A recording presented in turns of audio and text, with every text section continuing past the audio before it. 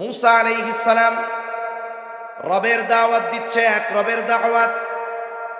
আর ফেরাউন পাল্টা প্রশ্ন করে, ক্বালা ফামান রব্বুকুমা ইয়া মুসা। হে মুসা, তোমাদের দুইজনের রব সে আবার কে? কারণ ফেরাউনের দাবি হলো আনা রব্বুকুমুল আ'লা, আমি হইলাম বড় রব, আমার চেয়ে বড় রব আর কেউ নাই। তোমাদের দুইজনের রব আবার কে?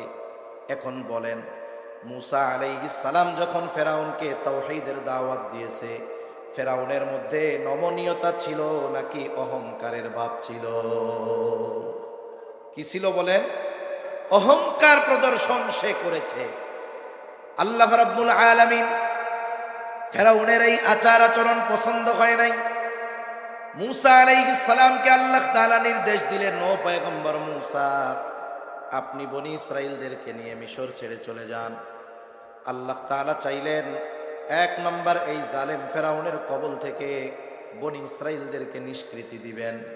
দুই নম্বর, ওই যে শত শত বছর আগে হযরত ইউসুফ আলাইহিস সালামের সময় বনি ইসরাইলেরা যখন জেরুজালেম থেকে ফিলিস্তিনে হিজরত করেছিল, তখন মিশরের অবস্থা খুব ভালো ছিল। জেরুজালেম থেকে মিশর যখন তারা হিজরত করেছে, মিশরের অবস্থা তখন ভালো ছিল, কিন্তু ওই সময়টাতে জেরুজালেমের অবস্থা বেশি ভালো ছিল। পৃথিবীর সবচাইতে পুরাতন শহরগুলোর মধ্যে অন্যতম একটি শহর হলো জেরুজালেম। এই শহর কয়েকবার ধ্বংস করে দেওয়া হয়েছে। আল্লাহ তাআলা আবার এই শহরকে জীবিত করেছেন। আর ওই সময়টাতে সবচাইতে বেশি মূল্যবান শহর ছিল জেরুজালেম। জেরুজালেমের জমির দাম ছিল বেশি, জেরুজালেমের জমিন উৎপাদনশীল ছিল বেশি। এই জন্য আল্লাহ তাআলা চাইলেন ফেরাউনের কবল থেকে বনি ইসরাইলদেরকে নিষ্কৃতি দিয়া ওই যে তাদের পিতৃভূমি আদি নিবাস, ওই জেরুজালেমের জমিন আল্লাহ তাআলা তাদের হাতে তুলে দিবেন। এই জন্য মুসা আলাইহিস সালামকে নির্দেশ করলেন, আপনি রাতের বেলায় বনি ইসরাইলদেরকে নিয়ে চলে যান। মুসা আলাইহিস সালাতু ওয়াস সালাম আল্লাহ তাআলার নির্দেশে মুসা আলাইহিস সালাতু ওয়াস সালাম রওনা হয়ে গেলেন। চলতে চলতে বনি ইসরাইলদেরকে নিয়ে তিনি পৌঁছায় গেলেন লোহিত সাগরের পাড়ে। এখনো রাতের আধার কাটে নাই। চিন্তা করতেছে সবাই, দিনের আলো ফুটে উঠবে, সমুদ্র পাড়ি দিয়ে অপর প্রান্তে চলে যাব, জালেম ফেরাউনের হাত থেকে নিষ্কৃতি পেয়ে যাব, নতুন এক সূর্য উদিত হবে। এইবার মুসা আলাইহিস সালাতু ওয়াস সালাম অপেক্ষা করতেছেন কখন দিনের আলো ফুটে উঠে, কখন রাতের আধার কেটে যায়। ইতিমধ্যে ফেরাউনের কাছেও খবর চলে গেছে, ফেরাউন মুসা কিন্তু বনি ইসরাইলদেরকে নিয়ে চলে যায়। তাফসীরের মধ্যে আসছে ফেরাউন 6 লক্ষ সশস্ত্র সৈন্য নিয়ে মুসা আলাইহিস সালাম ও বনি ইসরাইলদের পেছনে তিনি দাওয়া করেছেন। এদিক দিয়া দিনের আলো ফুটে উঠেছে, রাতের আধার কেটে গেছে, একদল আরেক দলকে দেখতে পাইতেছে। আল্লাহ তাআলা সেই কথাও কোরআনুল কারীমের মধ্যে জানায় দিয়া বলেন, ফালাম্মা তারা আল জামআনি ক্বালা আসহাবু মুসা ইন্না লামুদরাকুন। আল্লাহ তাআলা বলেন, একদল যখন অপর দলকে দেখতে পাইল, ক্বালা আসহাবু মুসা ইন্না লামুদরাকুন, মুসা আলাইহিস সালামের সাথীরা বলে, ও মুসা, আমরা ধরা পড়ে গিয়েছি, আমাদের আর বাঁচার কোনো উপায় নাই। কারণ একদিকে সমুদ্র, তিন দিক দিয়ে ফেরাউন তার সশস্ত্র বাহিনী নিয়ে মুসা আলাইহিস সালামের উপরে আক্রমণ করার চেষ্টা করতেছে। বনি ইসরাইলদের কাছে কোনো অস্ত্র নাই। এই জন্য মুসা আলাইহিস সালামের সাথীরা বলতেছে, ইন্না লামুদরাকুন, আমরা তো ধরা পড়ে গিয়েছি। আসলে কিন্তু এখনো ধরা পড়ে নাই। মুসা আলাইহিস সালাতু ওয়াস সালাম বনি ইসরাইলদের নেতা। মনে রাখতে হবে, প্রত্যেকটা নবী তার উম্মতের নেতা। মুসা আলাইহিস সালাম বনি ইসরাইলদের নেতা। নেতা যদি বোবা হয়, এই রকম নেতাকে কেউ নেতা মানে নাকি? জোরে বলেন। নেতা হইতে হবে এমন, ঝিমিয়ে পড়া কর্মীর সামনে যখন নেতা বক্তব্য দিবে, ওই ঝিমিয়ে নেতিয়ে পড়া কর্মীগুলাও পুনরায় প্রাণ সঞ্চালন হয়ে যাবে, তাদের উদ্দীপনা বেড়ে যাবে, আগ্রহ বেড়ে যাবে। মুসা আলাইহিস সালাম দাঁড়ায় গেলেন, বক্তব্য দিচ্ছেন। কি বক্তব্য? ওরা বলে, ইন্না লামুদরাকুন, আমরা ধরা পড়ে গিয়েছি। আর মুসা আলাইহিস সালাতু ওয়াস সালাম বলেন, কাল্লা কখনোই নয়। তার মানে এখনো ধরা পড়বো না, পরেও ধরা পড়বো না। প্রশ্ন হইতে পারতো, মূসা ওদের কাছে অস্ত্র আছে, ওদের লোকবলের অভাব নাই, আমাদের পার হওয়ার নৌকা নাই, যুদ্ধ করার মতো অস্ত্র নাই, কেমনে ধরা পড়বো না এই কথা বলেন? মূসা আলাইহিস সালাম বলেন, ওদের কাছে যা থাকে থাক, ইন্না মাইয়া রব্বি, আমাদের সাথে হয়তো অস্ত্র নাই, কিন্তু আমার সাথে যিনি আছেন তিনি কে? আল্লাহ যদি সাথে থাকে, রব যদি সাথে থাকে, শত্রু যত বেশি হোক কাছে হোক, কোনো ভয় আছে? কোনো ভয় নেই। রাসূল আকরাম সাল্লাল্লাহু আলাইহি ওয়াসাল্লাম হিজরতের সফর শুরু করেছেন। মক্কা থেকে যাবেন মদিনা, উত্তর দিক। নবীজি সফর শুরু করেছেন দক্ষিণ দিক। এটা কৌশলগত কারণে। নবীজি সাল্লাল্লাহু আলাইহি ওয়াসাল্লাম সাওর পর্বতের গর্তের মধ্যে 3 দিন আত্মগোপন করে থাকছেন। কয়দিন? কাফেররা এতটা চতুর, এতটা চালাক, খুঁজতে খুঁজতে একেবারে গর্তের গোড়ায় গিয়া পৌঁছায় গেছে। সিরাতের কিতাবের মধ্যে আসছে, আবু বকর সিদ্দিক রাদিয়াল্লাহু তাআলা আনহু বলেন, ওরা আমাদের খুঁজতে খুঁজতে একেবারে গর্তের গোড়ায় চলে আসছে। আমাদেরকে খুঁজতেছে, কথাবার্তা বলতেছে। তারা কি কথা বলে, কে কথা বলে, আমি সব কথা শুনতেছি, সবাইকে চিনতেছি। আবু বকর সিদ্দিক রাদিয়াল্লাহু তাআলা আনহু বলেন, আমাদেরকে পাওয়ার জন্য, দেখার জন্য তাদেরকে দূরে যাওয়া লাগবে না। তারা যদি তাদের নিজেদের পায়ের দিকে তাকায়, আমাদের দেখে ফেলতে পারবে। এত কাছে তারা। এমত অবস্থায় আবু বকর সিদ্দিক রাদিয়াল্লাহু তাআলা আনহু প্রচন্ড ভীত হয়ে গেছে। মানুষ যখন ভয় পায়, মানুষ যখন চিন্তিত থাকে, তার ভয় এবং তার চিন্তার ছাপ তার চেহারার মধ্যে দেখা যায় কি যায় না? আবু বকর তো নিজের জন্য চিন্তিত নয়, নিজের জীবনের জন্য ভীত নয়। আবু বকর তো নবীজির জন্য চিন্তিত। নবীজি সাল্লাল্লাহু আলাইহি ওয়াসাল্লাম আবু বকর সিদ্দিক রাদিয়াল্লাহু তাআলা আনহুর চেহারা দেখে বুঝা গেছে যে আবু বকর ভয় পাচ্ছে, ভীত। কি বলছে দুইজনে কথাবার্তা, দুনিয়ার কেউ না শুনলেও যিনি শুনেছেন তিনি কে? আল্লাহ তাআলা সূরা তাওবার মধ্যে সেই কথা বলেন, ইয হুমা ফিল গারি ইয ইয়াকুলু লিসাহিবিহি লা তাহজান ইন্নাল্লাহা মা'ানা। নবীজি আবু বকর সিদ্দিক রাদিয়াল্লাহু তাআলা আনহুকে বলতেছে, লা তাহজান, ও আবু বকর ভয় পেও না, চিন্তিত হয়ো না। শত্রু যত কাছে হোক না কেন, এই গুহার মধ্যে তুমি আর আমি দুইজন নয়, তোমার আমার সাথে যিনি আছেন তিনি কে? আরে আল্লাহর নাম জোরে কইলে কি খিদা লাগবে নাকি বেশি? জোরে বলেন, আমাদের সাথে আছে কে? মূসা আলাইহিস সালাম বলেন, ইন্না মাইয়া রব্বি, আমার সাথে আছে কে? তাইলে ফেরাউনের বাহিনী যত বড় হোক, অস্ত্র যত বেশি হোক, ওর সাথে তো রব নাই, আমাদের সাথে রব আছে। রব কি করবে? বলে সায়াহদিন, এখনই পথ দেখায়া দিবে। আল্লাহ তাআলা ও পথ দেখায়া দিলেন। আল্লাহ রাব্বুল আলামিন বলেন, ফাআওহাইনা ইলা মূসা আন ইদরিব বিআসাকাল বাহর ফানফালাকা ফাকানা কুল্লু ফিরকিন কাত-তাউদিল আযীম। আল্লাহ তাআলা বলেন, আমি মূসা আলাইহিস সালামের কাছে প্রত্যাদেশ প্রেরণ করলাম, ওহী পাঠাইলাম। আনিদ্রিব বিআসাকাল বাহর, লাঠি দিয়ে সাগরের উপরে আপনি আঘাত করেন। মূসা আলাইহিস সালাম কারণ জানতে চান নাই, আল্লাহ আদেশ করছে, সাথে সাথে সাগরে বাড়ি মারছে। সুবহানাল্লাহ বলেন। এইবার সাগরটা দুই ভাগে বিভক্ত হয়ে গেছে, ফেটে গেছে। এভাবে ফেটে ফানফালাকা ফাকানা কুল্লু ফিরকিন কাত-তাউদিল আযীম, দুই ভাগ, দুই দিকে উঁচু হয়ে পাহাড় সাদৃশ্য উঁচু দেয়ালের মতো হয়ে গেছে। মধ্যে দিয়া ফাঁকা রাস্তা, সমুদ্রের তলদেশ দিয়া রাস্তা। হায়রে, আমরা এখন টানেল দেখে অবাক হয়ে যাই, সমুদ্রের তলদেশ দিয়ে সাবমেরিন কেবল দেখে অবাক হয়ে যাই, টানেল দেখে অবাক হতবাক হয়ে যাই। সেই পঞ্চগড় থেকেও চট্টগ্রাম টানেল দেখতে যায়। হায়রে, আমরা তো টানেল দেখতেছি এখন, আর আল্লাহ তাআলা বনি ইসরাইলদেরকে 5000 বছর আগে আল্লাহ তাআলা সমুদ্রের তলদেশ দিয়া রাস্তা দেখায় দিয়েছে। রাস্তা হয়ে গেছে বনি ইসরাইলের 12টা গোত্র, 12টা শাখা, 12 রাস্তা।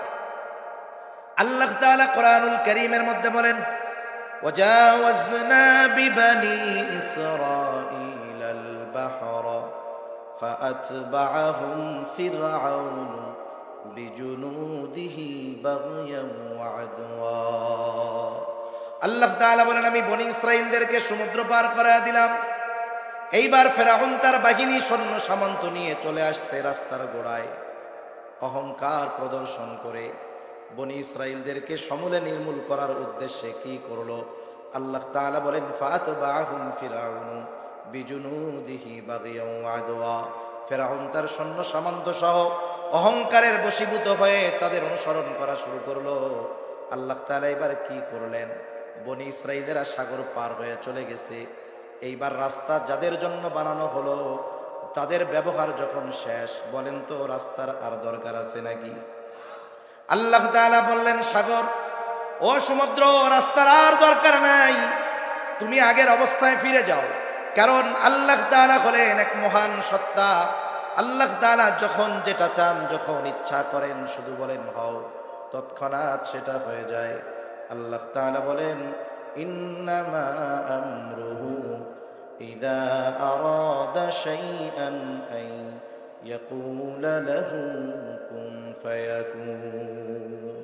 আল্লাহ তাআলা যখন কিছু করতে চান শুধু বলেন হও, ফায়াকুন, তৎক্ষণাৎ সেটা হয়ে যায়। সুবহানাল্লাহ বলেন। এইবার দুই দিকের পানি একসাথে ফেরাউন আর তার সৈন্য সামন্তর উপরে পড়ছে। ওরা মাছ দরিয়ায়, একটাও নিচের থেকে উপরে আসতে পারে নাই। আল্লাহ তাআলা ফেরাউনকে তো এমনি ছেড়ে দিবেন না।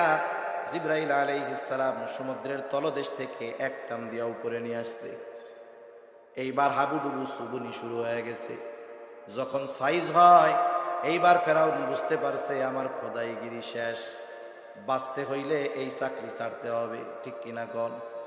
এইবার যেই ব্যক্তি রবকে চিনত না, জিজ্ঞাসা করছিল, ক্বালা ফামান রব্বুকুমা ইয়া মূসা, হায়রে তোমার রব কে?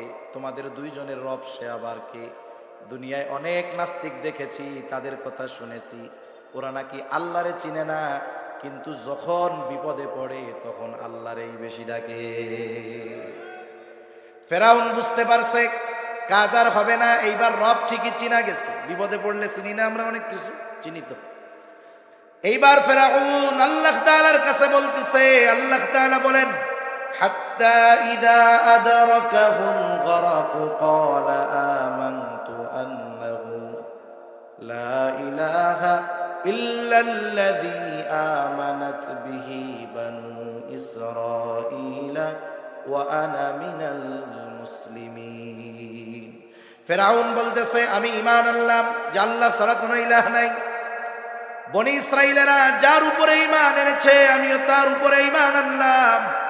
ওয়া আনা মিনাল মুসলিমিন, আমি তো মুসলমানদেরই একজন। কিন্তু আল্লাহ তাআলা ফেরাউনের এই ঘোষণার পরেও কিন্তু তার ঈমান কবুল করেন নাই। কেন করেন নাই? কারণ হলো প্রত্যেকটা মানুষের ঈমান তাওবা কবুল হওয়ার একটা নির্দিষ্ট লিমিট আছে, সময় আছে। একটা হলো ইউনিভার্সাল টাইম। হাদিসের মধ্যে আসছে, যতদিন পর্যন্ত পশ্চিম দিক দিয়ে সূর্য উঠবে না ততদিন পর্যন্ত তাওবার দরজা খোলা রাখছেন কে? এটা হলো সবার জন্য টাইম, কিন্তু প্রত্যেক ব্যক্তির জন্য পার্সোনাল টাইম আছে। আমার তওবা, আপনার তওবা, আমার ঈমান, আপনার ঈমান, কাফেরের ঈমান কতক্ষণ পর্যন্ত কবুল হবে নবীজি সে কথাও জানায় দেন। নবীজি বলেন, ইন্নাল্লাহা ইয়াকবালু তাওবাতাল আবদি হাত্তা মা লাম ইউগারগির। মানুষের মৃত্যু যন্ত্রণা শুরু হওয়ার আগ পর্যন্ত আল্লাহ রব্বুল আলামিন মানুষের তওবা কবুল করে নেয়। আবার যখন কোন জাতির উপরে আল্লাহ তাআলা আযাব দিতে চান, গজব দিতে চান, যদি আযাব গজব চলে আসে তাহলে ঈমান আনলে আর ঈমান কবুল হয় না। আযাব গজব আসার আগে যদি ঈমান আনে সেই ঈমান আল্লাহ কবুল করে। যেমন হযরত ইউনূস আলাইহিস সালামের সম্প্রদায়, ইউনূস আলাইহিস সালাম যখন দীর্ঘদিন দাওয়াত দিছে, ঈমান আনে না, পরিবর্তন নাই। আল্লাহ তাআলা জানায় দিলেন, ও পয়গম্বর, 3 দিন পরে গজব আসবে, গজবের খবর উম্মতরে জানায় দেন। ইউনূস আলাইহিস সালাম যখন গজবের খবর জানাইছে, এইবার তারা গজব নিয়ে মজা শুরু করছে। 1 দিন 2 দিন চলে গেছে, পরিবর্তন নাই। যেই দিন গজব আসবে ওই দিন সকালবেলায় সকলে মিলা ইউনূস আলাইহিস সালামের বাড়িতে চলে আসছে। আয়েশা কয়, কই গো ইউনূস, তোমার গজব কখন আসবে? ইতিমধ্যে ইউনূস আলাইহিস সালাম যখন দেখলেন 2 দিন চলে যাওয়ার পরেও এই লোকগুলার মধ্যে পরিবর্তন নাই, আল্লাহ তাআলা যখন কোথাও কোনো গজব দিতে চান, ওই এলাকায় যত ইমানদার থাকে আর নবী থাকে, আগে তাদেরকে নিরাপদে সরায় নেন, এরপরে গজব দেন।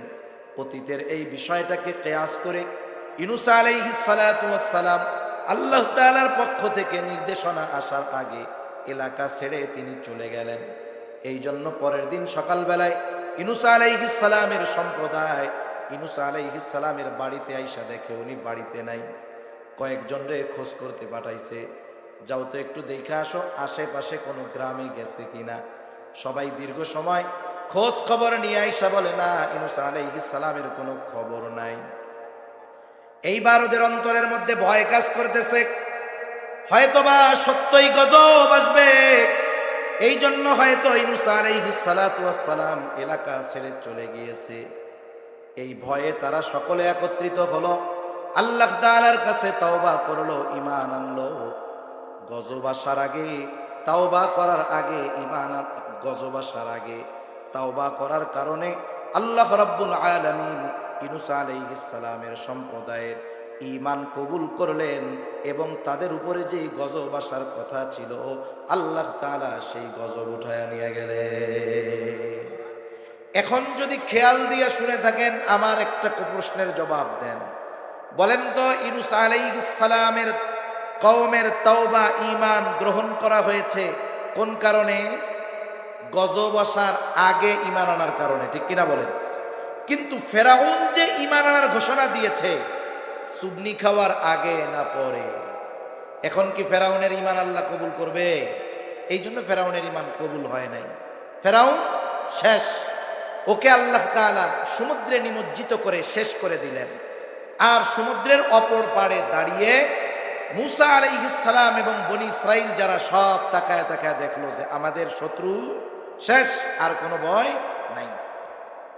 তাহলে প্রথম বিষয় যে আল্লাহ তাআলা বনি ইসরাইলদেরকে ফেরাউনের কবল থেকে নিষ্কৃতি দিবেন, এটা হইল। এবার দ্বিতীয় উদ্দেশ্য কি ছিল?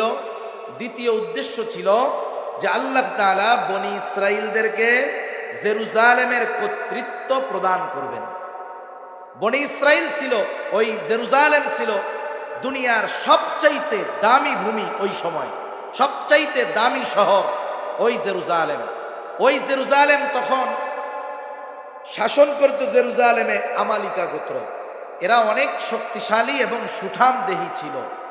মূসা আলাইহিস সালাতু ওয়াস সালাম বনি ইসরাইলের 12 গোত্র থেকে 12 জন প্রতিনিধি জেরুজালেম পাঠিয়ে দিয়েছেন। 12 গোত্র থেকে 12 জনকে বলে দিয়েছেন, যাও তোমরা জেরুজালেমের অবস্থা দেখে আসো। এই 12 জন চলে গেছে জেরুজালেম। যাবার পরে জেরুজালেমের অবস্থা পর্যবেক্ষণ করার জন্য শহরের মধ্যে ঢুকছে। বলেন তো, আপনাদের এই কাহারুল এলাকায় অথবা আপনাদের এই পয়েস সুন্দরপুর এলাকায় যদি চায়নার কোনো মানুষ আছে, আপনারা কি চিনতে পারবেন কি পারবেন না? কারণ তাদের চেহারা দেখে বোঝা যাবে। আফ্রিকান থেকে যদি কোনো লোক আসে, আফ্রিকা থেকে, আপনারা চিনবেন কি চিনবেন না? বুঝবেন এটা আমাদের এলাকার লোক নয়। যখন ওই 12 জন জেরুজালেম শহরের মধ্যে ঢুকেছে, আমালিকা গোত্রের একজন তাদেরকে দেখে চিনে ফেলছে যে এরা আমাদের এলাকার লোক নয়। আমালিকা গোত্রের এক একজন এতটা শক্তিশালী ছিল, ওই একজন গিয়া 12 জনকে বেঁধে বাদশার কাছে নিয়ে গেছে। একজন বাইন্দা নিয়ে গেছে 12 জন রে। বাদশা এবার পরামর্শ করতেছে এইগুলারে কি করা যায়। একজন পরামর্শ দিল বাদশা, এদেরকে হত্যা করে ফেলেন। আর একজন বলে, না বাদশা, হত্যা করার দরকার না, এদেরকে ছেড়ে দেন। ছেড়ে দিলে কি ফজিলত? বলে, এরা যদি আমাদের দেশ দখল করার কোনো ইচ্ছা করে থাকে, নিয়ত করে থাকে, এরা যখন গিয়ে ওদের লোকদের কাছে আমাদের শক্তি সামর্থ্যের কথা বলবে, ওই মানুষগুলো ভয়েও আমাদের দেশে আক্রমণ করতে আসবে না। বাদশার এই পরামর্শটা বড় সুন্দর লেগেছে। বাদশাহ এবার বললেন, যাও ওদের ছেড়ে দাও। এইবার ওই 12 জন মুসা আলাইহিস সালাতু ওয়াস সালামের কাছে আইসা ওই জেরুজালেমের সব পরিস্থিতির কথা বর্ণনা করতেছে। মুসা আলাইহিস সালাম বললেন, শোনো, তোমরা তোমাদের গোত্রের কাছে গিয়া জেরুজালেমের সব ফজিলতের কথা বলবা, কিন্তু ওই মানুষগুলো এত শক্তিশালী এই কথাটা বলার দরকার নাই, তাহলে বনি ইসরাইলেরা ওদের সাথে যুদ্ধ করতে রাজি হবে না। আমাদের অভ্যাস কি?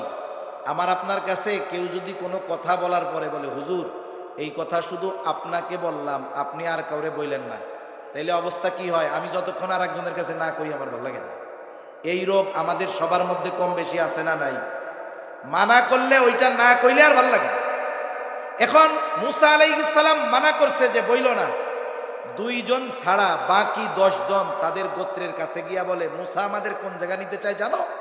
ওই জায়গার মানুষ এত শক্তিশালী, একজন আমাদের 12 জনকে প্যাকেট করে ফেলছে। মুসা আলাইহিস সালাম এই দিক দিয়ে কোনো মতো বুঝাইছে যে যুদ্ধ করতে যাবো, ওই দেশ আমরা জিতবো, তোমরা প্রস্তুত হও। কিন্তু যখনই শুনছে যে একজন 12 জনকে প্যাকেট করে ফেলছে, ওরা এইবার সুপারগুলো লাগাইয়া বসছে যে মইরা জামু তুমি ওগুলোকে যুদ্ধ করবো না।